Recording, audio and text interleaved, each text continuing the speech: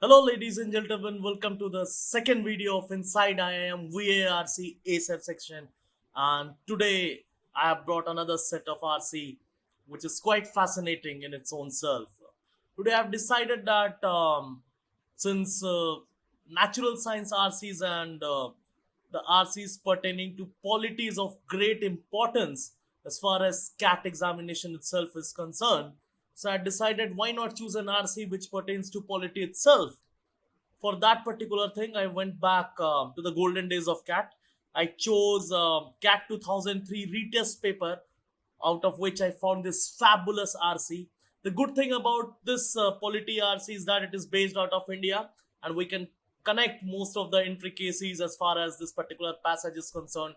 It's not a tough as per passage for those who are well versed with politics, but definitely for someone who is not so much aware about politics, this is something which they should look into it, and they should see this video to get more information about how to collect the ideas which have been mentioned in the passage, even though you are not very much familiar with the topic itself. So let's go dive deeper into this particular RC, which begins like this.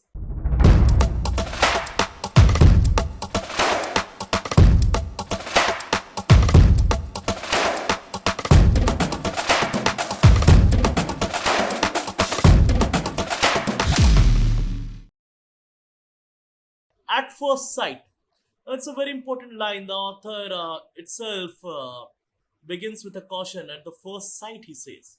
At the first sight, it looks as though Panchayati Raj, the lower level of federalism in our polity, is as firmly entrenched in our system as is the older and higher layer comprising the union government and state.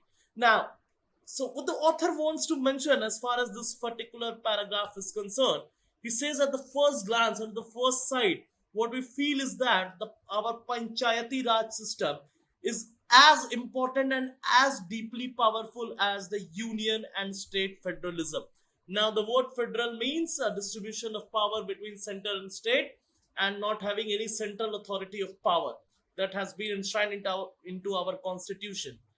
And now he goes again, like the democratic institution at the higher level, those at the panchayat level, the Panchayati Raj institution PRIs, are written into and protected by the constitution. Why he says at the first sight that this particular thing is true? Because at the higher level, just like state and central legislature institutions are enshrined and protected by the constitution, in the similar ways, PRI, Panchayati Raj institutions, are written and protected by the constitution. All the essential features which distinguish a unitary system from a federal one are as much enshrined at the lower as at the upper level of our federal system. Now he further goes up and says all those qualities which separates a unitary form of government from the federal form of governance is as prominent as the lower half of our system, that is Panchayati Raj, as it is present in the higher form of our system, that is central and state legislatures. So, as on the whole, at the first glance, it appears that both are equally same. But look closely. Now the author changes his stance again. But look closely, and you will discover a fatal flaw. Very, very important. Now he says that look closely and introspect, and what you get is a fatal flaw. The letter of the constitution, as well as the spirit of the present polity, have exposed the intra-state level of our federal system to a dilemma of which the interstate and union layers are free.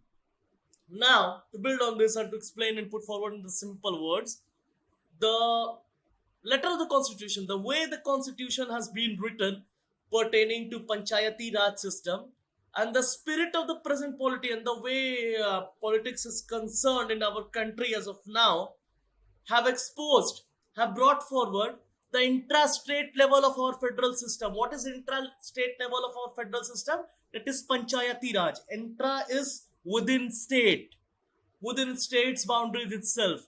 Intra-state level of our federal system to a dilemma of which the interstate and union state layers are free. What are interstates? The interstate means from one state to another state, and the union state layers. Union state means union government. So basically, what the author wants to say is that our constitution itself and our current polity does not provide panchayati raj system that amount of exposure, or let's say that amount of stuff that is present in interstate and union state layers. So this is the dilemma. The flaw has many causes. There are many causes for this particular flaw, that why it does not provide. But all of them, this is again a very important, but all of them, this is extreme word. You have to be very careful as far as this particular extreme words are concerned. They can be used anytime in the passage, in the options, especially to deceive students. But all of them are rooted in an historical anomaly. And what is that historical anomaly? That while the dynamics of federalism and democracy have given added strength to the rights given to states in the constitution, they have worked against the rights of panchayat. So what is the anomaly which we see? The anomaly is federalism and democracy, which has given additional power to central and state government, has done the exactly opposite to the lowest form of our federal system, that is panchayati raj. This is the gist of the first paragraph. The three basic ideas which we can derive out of this is that at the first sight, it appears that it is all well balanced as per the constitution, and our three forms of government, basically local self-government, that is panchayati raj, state government, and the central government, all are enshrined by our constitution. But on the deep introspection, what we find out is that it is actually democracy and federalism which has worked against the rights of the panchayats. Now we go to the second paragraph. At both level of our federal system, there is the same tussle between those who have certain rights and those who try to encroach upon them if they believe they can. So now you see the both level of the system. The one is between center and state, and the other is between state and the local layer, that is panchayati raj. Now it says that at the both level of our federal system, there is the same tussle between those who have certain rights, because those people who have certain rights, and those who try to encroach upon them because they don't have those particular rights if they believe they can. So the same kind of tussle goes as between central and state, and it is similar to that between state government and the local self-government as far as the Panchayati Raj itself is concerned. Thus, the union government was able to encroach upon certain rights given to the state by the constitution. It is very important how it did happen. It did happen because the union government was able to encroach into the rights of the central government, the state government. It got away with that because the single dominant party system, which characterized center-state relation for close upon 2 decades, gave the party in power at the union level many extra constitutional political levers. It is very important, ladies and gentlemen. Those who have been following Indian history and polity very firmly, they know that at that particular time, Congress was the party which had swept across India, and that was the one which has been credited and mentioned as far as the author is concerned in a very subtle way. Because why was that collision, or let us say, why was this particular system dominant? The reason was that the things got away because the similar kind of government was there present at both center and state, and so there was not enough tussle so that central government could easily encroach into the rights of state government, because both of these were then governed by Congress at that particular time. I'm telling this and exposing you this of the idea which is outside the scope of the passage, but this is what the author had intended to mean, because at that particular time about which this passage has been written, Congress was the single largest party which was ruling India. Second, the Supreme Court had not yet begun to extend the limits of its power. So the Supreme Court had abundance of power back then, but then the Supreme Court was not hadn't begun to extend the limits of its power, hadn't begun to use the power to its limit. But all that has changed in recent times. But as of now, all these things have changed. The spurt given to a multi-party democracy by the overthrow of the emergency in 1977 became a long-term trend later on because of the ways in which a vigorously democratic multi-party system works in a political society which is as assertively pluralistic as Indian society is. idea is very simple, though the sentence looks very complex. The idea is very simple, that the overthrow of emergency gave rise to multi-party political system. And what did multi-party political system do? It was more favorable to establish democracy. And the reason why it says it was more favorable to establish democracy, because it was suited for a country like India, which was more pluralistic in terms of its choices and its pattern of voting, and various kind of diversity which we bring in. And that is the reason why it has been clearly said that assertively pluralistic as Indian society is, it gives political clout to all the various segments which constitute that society. Obviously, the political clout comes with it. Secondly, because of the linguistic reorganization of state in the 1950s, again a historical thing, that in 1950s the bill was passed on which the states were division basis on the linguistic lines, the language in which they speak. Many of the most assertive segments have found their most assertive expression as states. So, barring this, the idea is very clear.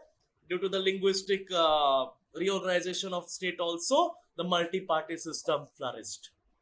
Thirdly, with single party dominance becoming a thing of past at the union level, government can be formed at that level only by a multi-party coalition in which state level parties are major players. Now, the author tries to shift and bring the essence at how pre-emergency phase was different from the post-emergency phase. In a pre-emergency phase, there were majorly one political party which was solely responsible for maintaining the government. What happens is that down the line, post-emergency, it saw an emergence of a multi-party system.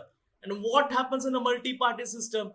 Not only the single party is dominant as far as that particular, let's say, the governance is concerned, but in fact, the government at center is formed by the coalition of various state parties who play a important aspect as far as running of the government is concerned. And what it does is that it provides, let's say, a barrier to the encroachment of rights into the state government, as we'll see further in the paragraph. This made it impossible for the union government to do much about anything unless it also carries a sufficient number of state level parties with it.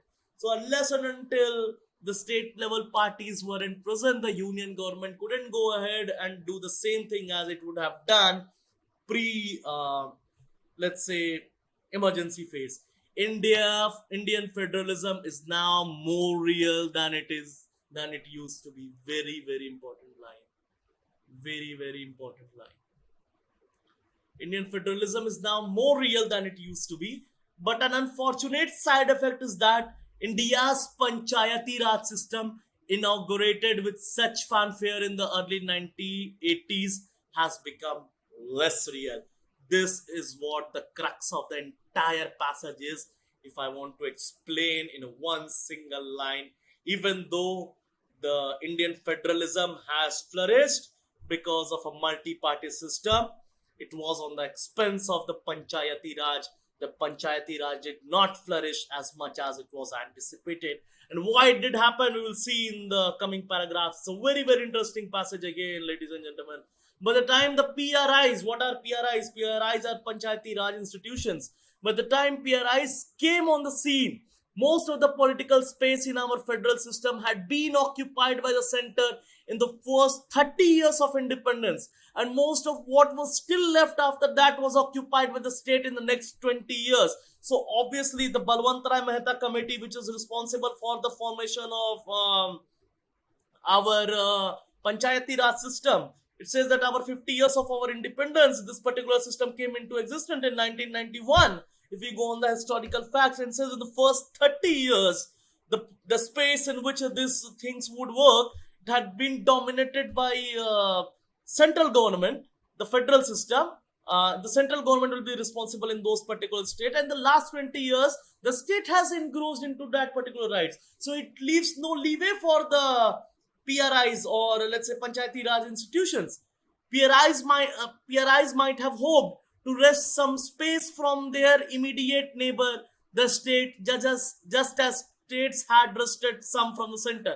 Now, what was the thinking among PRIs? PRIs thought, just like state has engrossed some power from the center, we would also be able to do the same. But now again the idea is changing. But having at last managed to checkmate the center's encroachment on their rights, the state were not about to allow the PRIs to do some encroaching of their own. Now it's very clear. Though the states were responsible to stop the encroachment of central government into their rights, they wouldn't allow the same thing to be done to them by the Panchayati Raj institutions.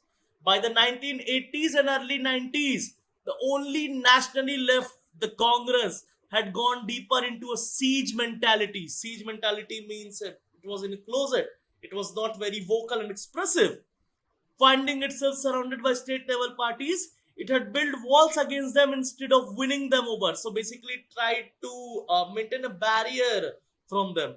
Next, the state retaliated by blocking Congress proposal for Panchayati Raj in Parliament, suspecting that the center would try to use Panchayats to bypass state government. Now, what was said is that the Congress was the only party, the only single largest party back there. It started to fend off from the state governments, and the state government in turn decided to not support Congress government in the Panchayati Raj because they felt that it is a way that center is trying to grasp more power in state, and that is why they were blocking it. And it can be very now it further builds on the suspicion fed on the fact that the powers proposed by the Congress for the panchayats were very similar to many of the more lucrative power of state government, because the power of the panchayats were on similar lines to what that was enshrined in constitution for the state government. So where was that kind of distinction that was existing between the two? The state level leaders also feared perhaps that if panchayat level leaders captured some of the larger Panchayati Raj institutions, such as district level Panchayat, they would exert pressure on state level leaders through intra-state multi-party federalism. Now, this is very, very valid point. It wants to say that most of the state leaders feared that the Panchayats are given too much of power. Too much of power would help those people who are ruling those Panchayati Raj institution to become a hindrance to the leaders of state government, and obviously that will be a hindrance in the progress, or let's say the governing of the state, if I put forward in a very simple and nice juicy word.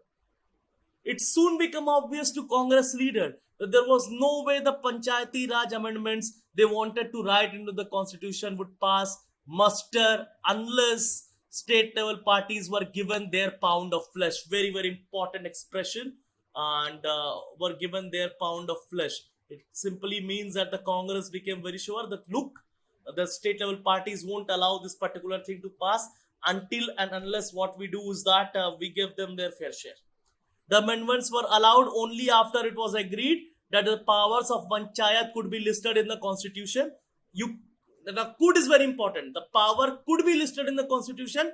Illustratively, they would be defined and endowed on the public on PRIs, that means Panchayati Raj institution, but the state legislature acting its discretion, acting at its discretion.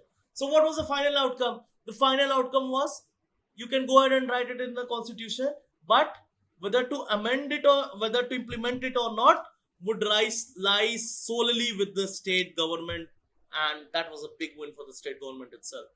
This left the door wide open. Now see the connection, how the author is trying to build the connection between the previous paragraph where he left. That this was basically the loophole. This left the door wide open for the state to exert the power of the new political fact that while the union and state government could afford to ignore panchayats as long as the MLAs were happy, the union government had to be sensitive to the demand of state level parties. Now, it's very clear. Both the union and state government could ignore the demands of PLIs, Panchayati Raj institution PRIs, but they can't be ignorant to the demands of state level governments. This had given state level actors strong beachheads on the shores of both interstate and intrastate federalism. Obviously, between the state also they had a clout, and within state also they had a clout, because anyways they were not binding on the local Panchayati Raj institution. By using various administrative devices and non-elected parallel structures, state governments have subordinated their PRIs to the state administration and given the upper hand to state government official against the elected head of PRI is very, very important. Very, very important. So the state has manipulated the PRI system into its own ways and has given the importance to the official of state rather than the elected leader of Panchayati Raj institution. It is a very, very important prospect. Panchayats have become local agencies for implementing schemes drawn up in a distant state capital. They've been just become the local agencies. They are not someone who are taking part in the development of strategy. They have become more of a back end side, which we see the capability networks of the various multinational organizations, and their own volition has been further circumscribed by a plethora of centrally sponsored scheme. Now this is important again. Their own volition, their own call to do something was further circumscribed, was further reduced by the plethora of centrally sponsored scheme. There was plethora of centrally sponsored scheme, so they decided why would they themselves do it. These are drawn up by even more distant central authorities, but at the same time tie up local staff and resources on pain of the scheme being switched off in the absence of matching local contribution. So obviously, this was furthered by more central authorities. Distant central authority was sitting at a distant places, but at the same time, it was a tie-up between those central authorities and the local people who are implementing this scheme. The foreign aid syndrome can be clearly seen at work behind this kind of grassroots development. So, what is the foreign aid in quotes? The foreign aid is obviously the central sponsored scheme, if at all this comes and this question comes in the passage. Hope you got the gist of the passage. The passage was very clear. The author said that though Constitution has enshrined certain rights to our PRIs, Panchayati Raj institution, but somehow its effect couldn't be seen. And ironically, the thing was that it was due to democracy only that this particular effects couldn't be seen, and it was basically the state government which decided that it would be a hindrance to their own working, and absolutely their power would be curtailed, and that is why they played a spoil sport as far as this whole narrative is concerned. This was a crux and lucid explanation of the whole paragraph. Let's go and attack the question one by one. The central theme of the passage can be best summarized as, what is the central theme? I think you have seen. The central theme could be on this line, that panchayats, even though they were thought to be revolutionary, they couldn't be implemented properly. If it is on this line, we'll go ahead and mark it. Now, the first option is, our grassroots development and the panchayat level is now driven by the foreign aid syndrome. Okay. It is given at the last of the passage, the last line of the passage. But is it the main idea? No, it's not the main idea. It's described at the end of the passage. It's not the main idea. So most of the time, even now, what the paper setter do is that they clearly pick up the line from the passage and put it as a central theme. Though it won't be discussed anywhere from the starting to the beginning to the middle of the paragraph, it would be just mentioned somewhere in the between or in the end, and they would say that this is the central idea. No, it's not. You don't have to be trapped for this. These are the death traps you have to avoid. So this is clearly wrong. Panchayati Raj is firmly entrenched at the lower level of our federal system of governance. This is false. Statement is a suicide. If you go ahead and mark this statement, that means you haven't understood the passage. The passage clearly states that no, it's not something that the Panchayati Raj has been firmly entrenched in our lower level of federal system. So it was thought that it could be, but then it was not supposed to be. A truly federal polity has not developed since PRI have not been allowed the necessary political space. I really like this option. I am tempted to mark this option. It has everything that I want to say. That since the federal polity has been developed, as far as the PRI has been concerned, but they didn't get their own particular space in order to further their ideas. I would have gone ahead and marked this, but I'll wait and read the option 4. The union government state level parties are engaged in a struggle for the protection of their powers respective. Correct. But where does Panchayati Raj come into this picture? It does not come into the picture.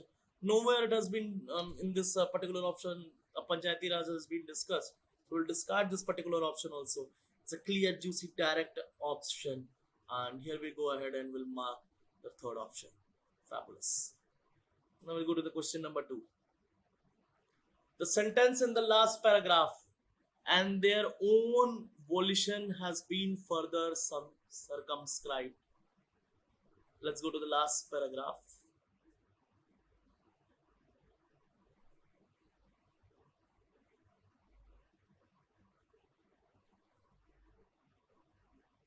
See, here it is. And their own volition has been further subscribed by a plethora of central sponsored schemes. So whenever you try to do such type of questions, read one line before what has been indicated and one line after what has been indicated, and then you will be able to clearly make a bridge and a link between those two aspects and be able to knock these questions off. This is a very important question and has been tested in the recent year also. And these are important because these are easy fetch questions. And what is the answer? We'll be seeing it. The sentence in the last paragraph, and their own volition has been further circumscribed, refers to the weakening of local institution ability to plan according to their needs, the increasing demands made on elected local leaders to match central grants with local contribution, the empowering of Panchayati Raj system as implementers of schemes from the state capital, the process by which the prescribed central scheme are reformulated by local leaders. Now you see all those particular options, and their own volition has been further circumscribed. Their own volition means call from within, whatever they wanted to do. It has been further circumscribed. It has been further reduced by the state government fund. So basically, they wanted to do it, but they're not doing. The state government is already sponsoring. So now read the option. The weakening of the local institution ability to plan according to their needs. I like this option, but I'll keep this on hold. It conveys some of the aspect what the passage tries to say. But I'll read other options and see if I get a better option. I'll go ahead and mark that. Otherwise, this will be the answer. The increasing demand made on elected local leaders to match central grants with local contribution. This is nowhere mentioned in the passage. This is outside the scope of the passage. This you are cooking up the answer. It would be a suicide if you go ahead and mark this. Clearly, straight away reject this particular option. And go ahead and reject this particular option. It doesn't make sense over here. Now see the third option. The empowering of the Panchayat system as implementers of schemes from state capital. The empowering of Panchayat system as implementers of scheme from state capitals? Is it? It is talking about the national capital. And the state capital is double negative. Furthermore, whatever has been tried to be conveyed in the particular sentence, the meaning is not coming here. So two wrongs as far as this particular option is considered. It's again a blunder to mark this particular option. I will cross this also. Now I'm left between 1 and 4. The process by which the prescribed central schemes are reformulated by local elected leaders. Again, this is outside the scope of the question. We don't know whether the prescribed central schemes are reformulated or not. We have no idea. It's nowhere mentioned in the passage. However, the first sentence is being hinted in the passage. That the weakening of local institutional ability to plan according to their needs, because the needs are already being fulfilled by the central government in whatever way they think that is necessary. So I'll go ahead and mark this particular option, and this would surely be the right answer. Let's go in the third question. What is the dilemma at the intrastate level mentioned in the first paragraph of the passage? Now let's go to the first paragraph of the passage and see what is the dilemma at the intrastate level mentioned. Yeah.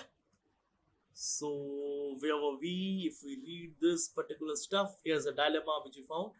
The letter of the constitution as well as the spirit of the present polity have exposed the intrastate level of our federal system to a dilemma of which the interstate and union state layers are free. So federal state system have been exposed to dilemma of which interstate and union states layers are free. Now let's see what the dilemma is in fact. What is the dilemma at the intrastate level mentioned, that is within state level? Should the government system wrest more space from the union before considering the Panchayati Raj system?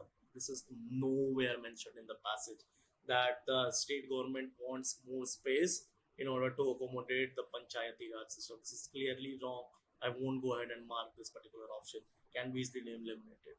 Should, yeah, should the rights similar to those that the state managed to get be extended to Panchayat as well? Can be one of those options which I would love to mark it, but I'll keep it as of now. I'll go to the other option and see what is the dilemma.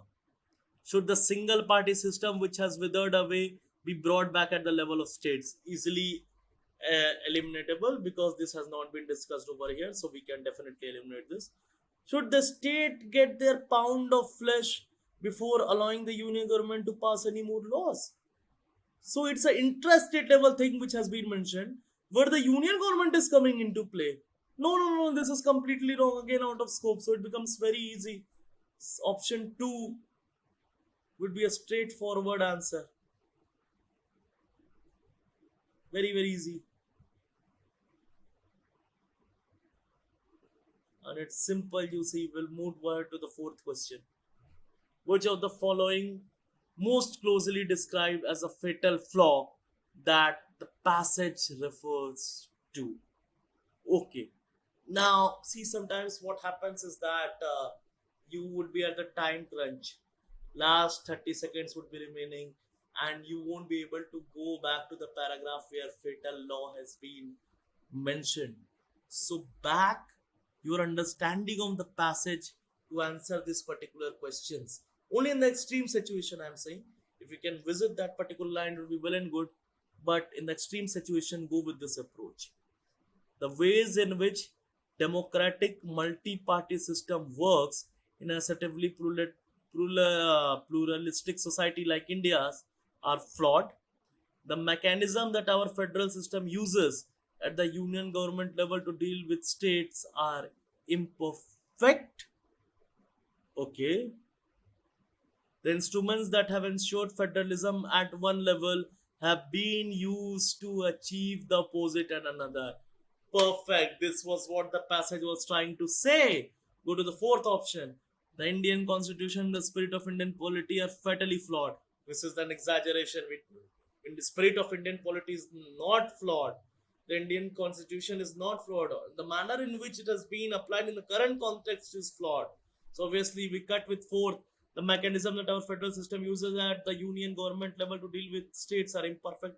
It may be imperfect, it may be perfect. We don't know whether it is imperfect or perfect. So again, we'll eliminate this particular option, the option second. The ways in which democratic multi-party system works in an assertively pluralistic society like India are flawed. This is nowhere said. In fact, the author welcomed the multi-party system. So obviously, it will be the third option, crystal clear and nicely juicy. So the thing is, you have to be very, very certain as far as this particular passages are concerned. To be very clear, if you know the current context, if you know the context in which this particular things are applied, you will definitely go ahead and mark the correct answer, and you'll be able to definitely do it. Which of the following best captures the current state of Indian federalism as described in the passage?